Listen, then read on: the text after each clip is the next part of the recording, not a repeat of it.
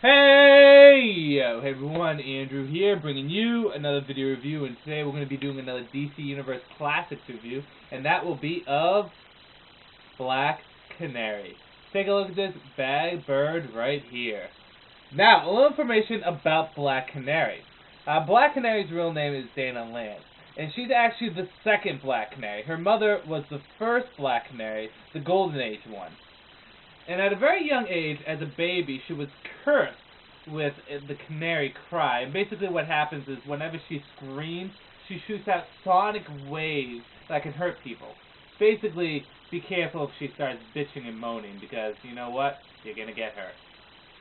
Now, at the age of 19, she was inspired by her mother to become a crime fighter and took up the mantle as Black Canary. Shortly afterwards, she joined the Justice League of America. Now, the tricky thing about the Black Canary is that during the Silver Age, Black Canary was not actually Dana Lance, but actually her mother from Earth 2, which traveled over to Earth 1. I know it's a bit confusing. And then when the modern continuity happened after the Crisis of Infinite Earth, JLA Year 1 made Black Canary one of the founding members. However, since Infinite Crisis, Black Canary is no longer a founding member and is back to the original Core 7. So Black Canary is still a member of the Justice League of America. One of the earliest members, was not a founding member. Just to clear that up for you. So anyways, Black Canary joins the Justice League of America and quickly becomes friends with Green Arrow and develops a romance with him. When he leaves to go to Star City, she follows him, still being part of the Justice League of America, but kind of goes off with him. And then they have an on-again, off-again relationship. Well, it's more like an on-again, off-again, on-again, off-again, on-again, off-again, on-again, off-again, on-again, off-again, on-again, off-again, on-again, off-again relationship. Well, maybe I did one too many on-again, off-again, but you get the point. Eventually they break up, Green Arrow dies, she joins up with the Justice League International during this period. Actually, I think it's before Green Arrow dies, but she joins the Justice League International. And then she goes on to join Birds of Prey. Now, an interesting thing to note is that when she was going out with Green Arrow, she was eventually abducted and beaten so badly that she lost her canary cry.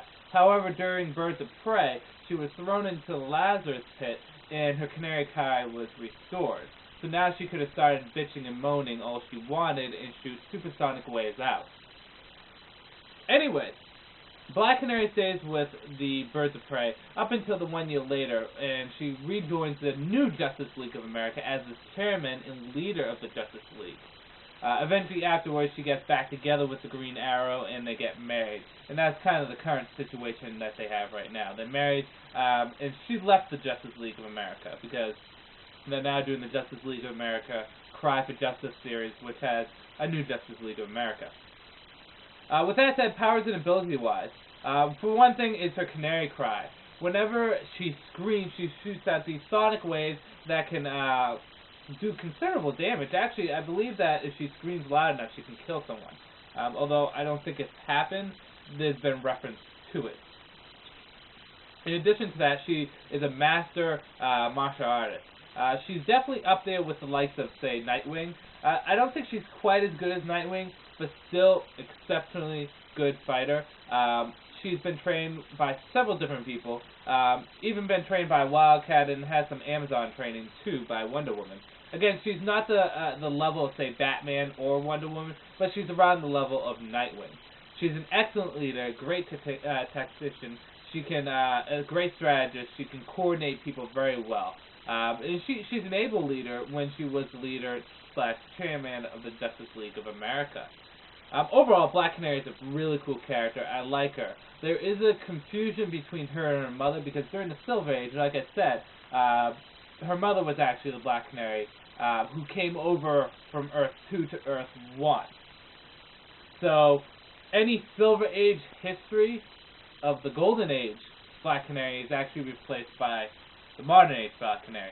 I know, it's a fucking headache. I know, it's confusing, but read Showcase Presents Justice League of America, you'll understand. But she is a cool character. I really like her. I wish they kind of did a little bit more with her on her own, doing her own thing. She's been in, obviously, the Golden Age Black Canary's had her own comic, but I don't think the Modern Age Black Canary has. She's been in Justice League, she's been in Birds of Prey, she's with Green Arrow now, but I don't think she's had her own comic. I could be wrong on that. But I think she's a really cool character, and I really like her look, her skills, her abilities. Definitely a cool character. So with that said, let's get into the figure itself. Now take a look at the Black Canary. Now, out of the wave that Black Canary comes from, she's definitely one of the figures I wanted to get most. Her, Green Arrow, Deadshot, and Black Adam. I kind of want to get all the figures, but they're hard to find. At least in my area. I actually got Black Canary used, and at my comic store it was her, Deadshot, Black Adam, and Green Arrow. But Green Arrow didn't have any of his accessories, so why the fuck would I want to buy Green Arrow without his Green Arrow? So I went with Black Canary because I still wanted her really bad. In Black Canary, I could say right off the front, she has a lot of good going for her, but she has a few bad things too. So with that said, let's get into the good stuff. One is Black Canary is absolutely a stunningly beautiful figure. Really is a well done mold for Mattel's female molds, because Mattel usually is up and down with their female modes, but they really did a good job with Black Canary. Made her look very feminine, the body looks very proportional, the face is beautiful, the hair is very nicely done, and inside the hair they used a kind of a brown, maybe a dark yellow, to give it more of a highlighting look. I'm going to show you, but it's not like you're going to be able to see it on my crap-tastic camera. But very nicely done hair. This overall, the look of the figure is nice. In addition to that, they went out of their way to give string as her mesh lacings, or whatever you want to call it, the mesh on her legs. They went out of their way to actually make this a fabric, a string. Now, it is kind of messy in the back, and it does look bad, but then again, are you really going to pose Black Canary like this? So, it's just a minor fault. So, those are the good points to Black Canary. Great detail on her. Exceptional looking figure. Downside. The biggest downside with Black Canary's articulation.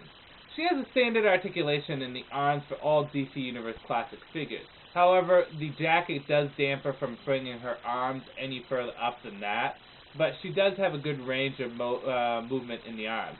The legs can go up, bend at the knees, turn at the quadriceps, although it can be difficult because of the mesh. And the calf muscles here can spin too, and also the ankles can go up and up, up and up, up and down, and side to side, which I thought was interesting. However, the legs do not go out. And the head can move if the hair wasn't in the way. The hair is in the way, and it does dampen the articulation. The waist can turn around, and she can bend at the abdomen. So, she has an okay range of articulation, better than some DC Direct figures, but for Mattel figures, she is limited. Now, the reason why she can't move in her legs is because of the mesh. Now, this upset a lot of fans of the DC Universe Classic toys, and I can understand that. Personally, for me, it's not that big of an issue.